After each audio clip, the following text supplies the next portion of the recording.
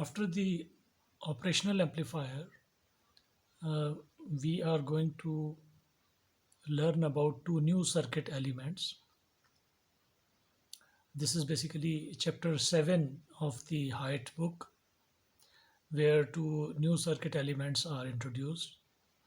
Remember that in a circuit element, we are usually concerned about the terminal behavior. So, this new circuit element is a capacitor,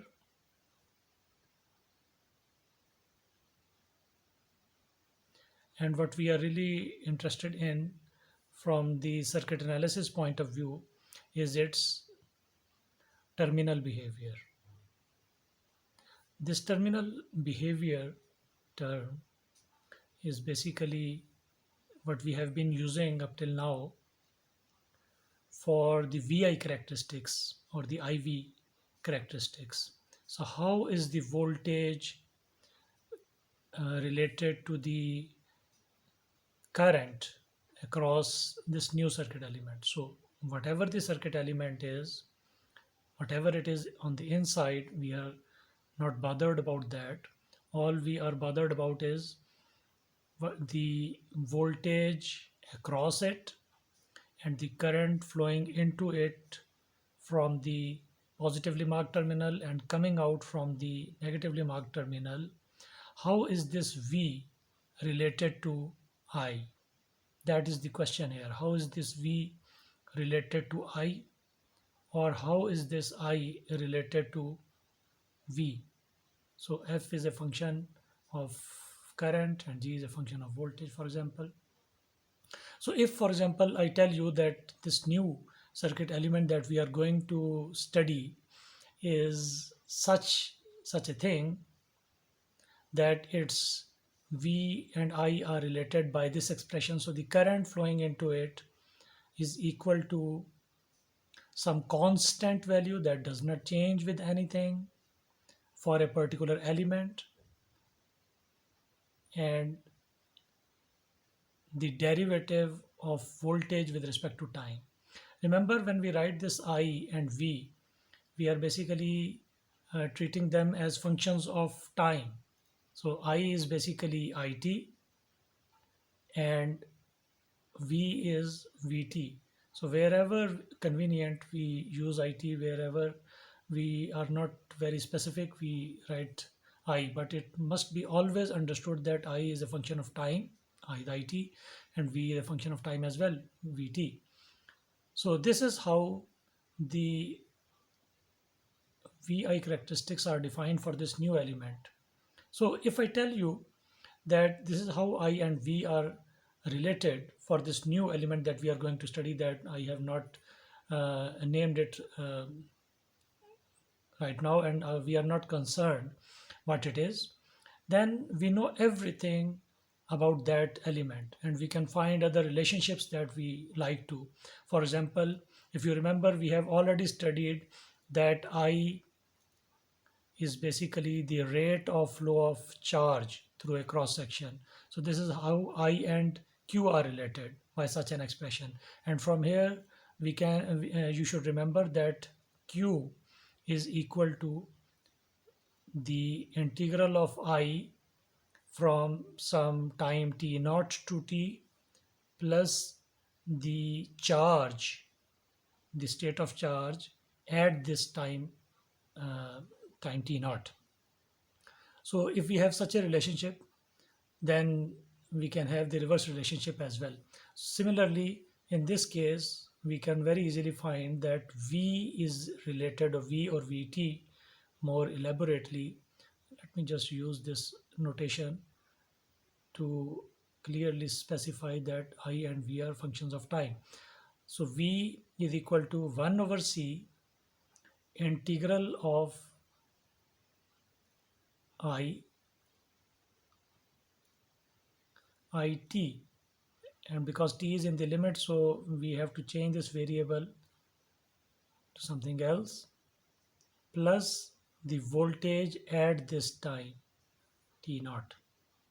So we already know that such an expression would relate voltage to current. So we know everything about that new element from circuit analysis point of view. So what is this C? C somehow relates to the construction of the that new element, and we are not right now concerned about that. Although we will come to that later on. There is another video that is going to discuss the construction aspects of a capacitor very briefly, because this is a topic for the course of physics. So one important thing, whenever we say element, circuit element, they are of two types. There are active elements and there are passive elements. We have not basically specified what an active element really is and what a passive element really is, but an active element is defined as an element that can supply non-zero or greater than zero, rather greater than zero average power to an external device for in an infinite time interval.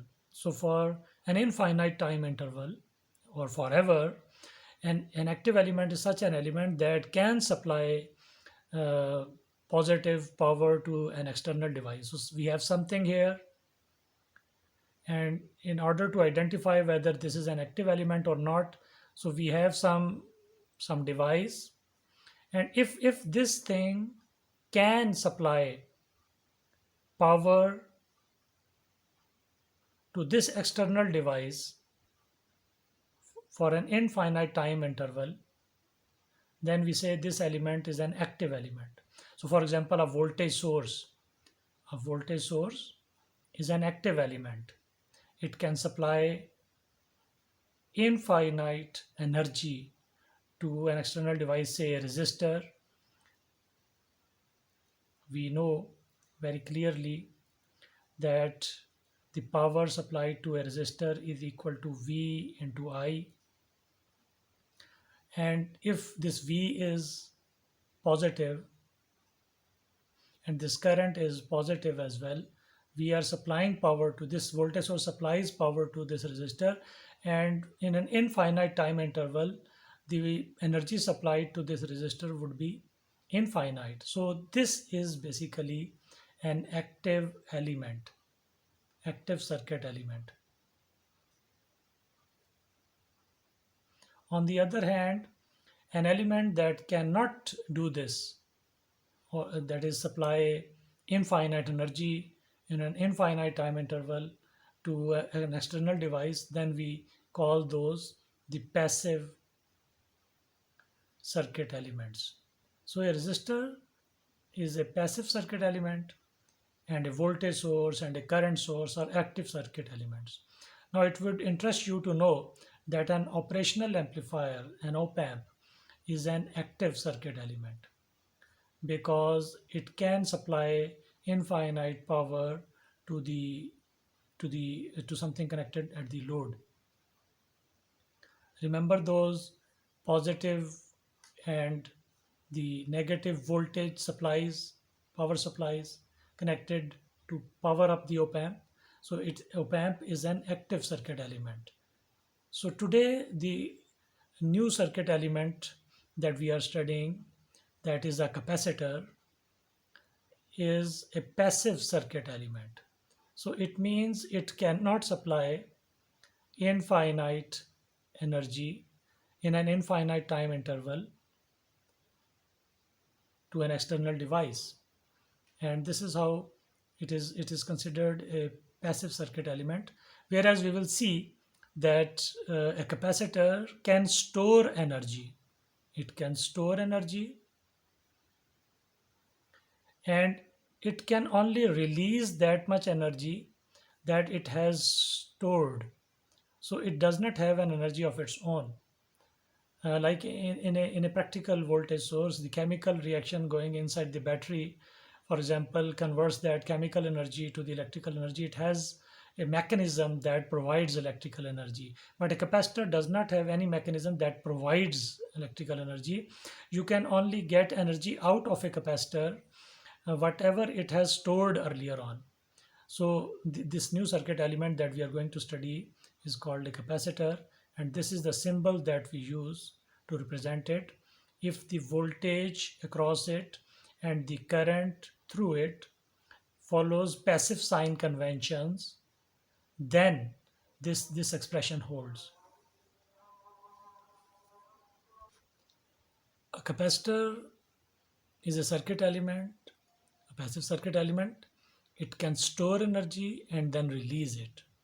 So when the passive sign convention are followed, that is current enters the positively marked terminal, then this relationship holds between the current and the voltage as marked.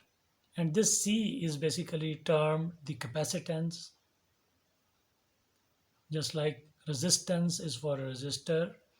The C represents the capacitance of a capacitor, and its units are in, we can see from this expression, ampere second over volt, or ampere second is coulomb unit for charge, coulomb or volt, and this is what is termed commonly as the farad. So the property of this element that we are interested in is called capacitance, and the unit that describes capacitance is farad. Remember, 1 farad is a huge capacitance. So in real life, we usually do not come across capacitances in farads. Rather, we use the smaller units like the millifarad, that is big capacitance as well. Most commonly used microfarad and picofarad. So 10⁻³ 10⁻⁻6, 10⁻⁻9, 10⁻⁻12 actually. So there is nanofarad in here, 10⁻⁻9. So capacitance is measured in farad. Remember, the capacitors, just like the resistors that we use, are ideal models. So an ideal capacitor model, this expression holds, and this capacitance basically represents its property that we are interested in. The ideal capacitor model and this expression tells us two very, very important things. You have to remember them right from the beginning. So just look at this mathematical expression. So suppose if this voltage V, the function V is function of time. So if the voltage V is not changing between two time intervals t0 to some other time interval t1, if the voltage is constant, so we are not concerned what it is after this or here, but if it is constant between these two time intervals, then this expression says this is a constant, does not change with respect to time. So the derivative of a constant is going to be 0. So between these two time intervals t0 and t1, the current flowing through the capacitor is going to be 0. This expression tells us that if V is constant, current, let us say VC, the voltage across a capacitor is constant, then the current through the capacitor is going to be 0. This expression tells this thing, and it does not matter what is I and V for maths, because we give meanings to this I and V. So it can be y is equal to some constant k dx by dt. So we are in such an expression, if that x is constant, y would be 0. I am saying this because soon we are going to come across another circuit element and such a relationship will be used there as well. And the very, very important second thing that can be seen here, that should be seen actually in this expression as well. So suppose now we have a voltage that suddenly changes. So there is some voltage, and at a time instant, say t2, this voltage suddenly jumps up, and within 0 time it attains another value, say v2. So it was v1, and suddenly at a time instant, not an interval, in a time at a time instant, it suddenly jumps to v2. So this change has occurred in zero time. So what is going to be the derivative of such an abrupt change or instantaneous change? uh, the derivative that also represents the slope of this line is going to be infinity. So this means at this time instant t2, we are going to need an infinite current, which is not possible in real life. So therefore we say if vc changes in zero time, this is not possible because ic needs to be infinite. And since this is not possible in real life, so therefore we say vc does not change suddenly or abruptly or instantaneously. So that is why, by the way, usually capacitors are used wherever we want the voltage not to change suddenly. For example, in power supplies, the computer power supplies, the chargers. There are definitive capacitors are definitely present in that. Why? Um, because a computer needs DC voltage, a constant voltage, and similarly, a smartphone uses a constant value of voltage. The battery, for example, provides that, and the charger that is used to charge the mobile battery has to provide a constant voltage ideally. So capacitors are used there to steady the voltage output, and this is a use of capacitors in real life. There are other uses as well. And how capacitors basically behave in DC circuits. um, they are capacitors behave as open circuit in DC circuits. What does this mean?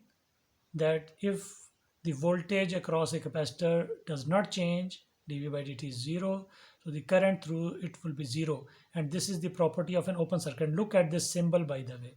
The symbol of a capacitor signifies this. There is a break here. So current, a constant current cannot pass. Sorry.